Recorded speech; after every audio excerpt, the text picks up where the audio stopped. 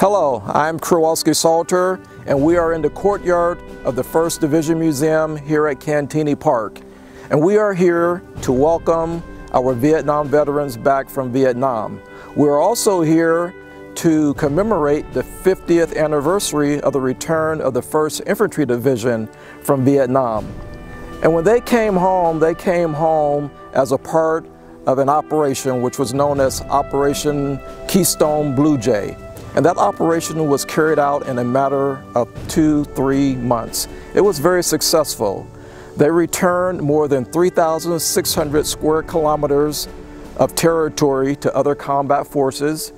They also returned 4 major base camps and 15 fire support camps back to other combat forces, and some of those camps were shut down.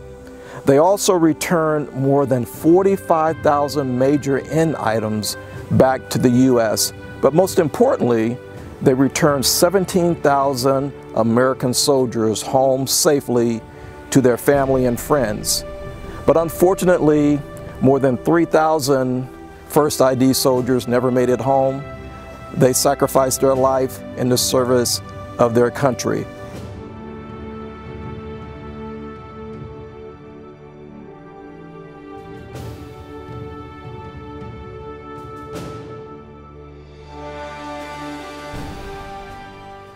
Shortly, you will hear from the commanding general of the 1st Infantry Division, Major General Douglas Sims, and also a former commander of the 1st Infantry Division, retired General Ronald Watts. My name is D.A. Sims, and I am a Big Red 1 soldier, proudly serving in our nation's 1st Division. This wreath, just placed on the 1st Infantry Division Memorial, pays homage to all those who have worn the Big Red 1. Serving in the Big Red 1 is an immense responsibility, a responsibility few know better than our Vietnam veterans. In his final address to the division in April of 1970, General Creighton Abrams said, "The 1st Infantry Division, more than any other division in our Army, represents the constancy of those essential virtues of mankind: humility, courage, devotion, and sacrifice." Our Big Red 1 soldiers were the 1st Divisional Unit in Vietnam, executed deliberate clearance operations in the thick jungles of the Iron Triangle, and took the fight to the enemy in the Tet Offensive in 1968. You never wavered in your commitment to our nation, to our division, and most importantly, to one another. You truly embody the words, "No mission too difficult, no sacrifice too great." Today, as we commemorate the 50th anniversary of the 1st Infantry Division's return from Vietnam, I am proud to stand in your ranks.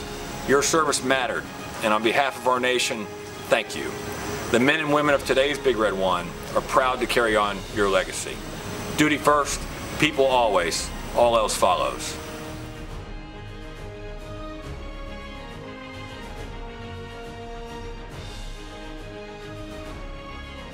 This is Lieutenant General Ron Watts, United States Army retired. I served as the 49th Commanding General of the 1st Infantry Division. 50 years ago, in April 1970, the Big Red 1 redeployed from Vietnam to Fort Riley, Kansas, after 4 years and 9 months of combat operations. The 1st Infantry Division was at the forefront of the Vietnam combat operations. The BRO paid a tremendous price in the loss of 3,181 1st Infantry Division soldiers killed in action, including Commanding General Keith Ware. After leaving Vietnam, the Big Red 1 continued to honor a commitment that it made while serving in Vietnam, and that was to award a college scholarship to every child of a Big Red 1 soldier killed while serving with the division in Vietnam. Since Vietnam, the division has added to the legacy in service to our nation. During the Cold War, the division redeployed multiple times from Fort Riley to Germany to participate in training exercises in the defense of North Atlantic Treaty Organization.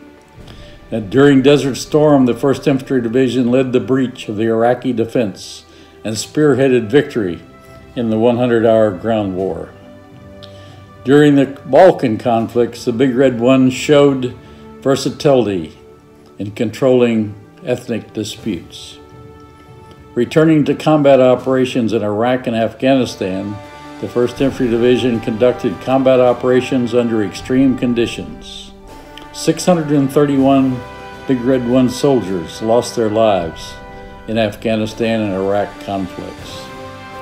50 years after return from Vietnam, the 1st Division continues a proud legacy of no mission too difficult, no sacrifice too great, duty first.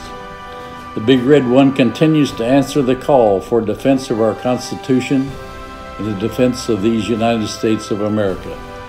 Thank all of you who served or are now serving in the Big Red 1. Duty first.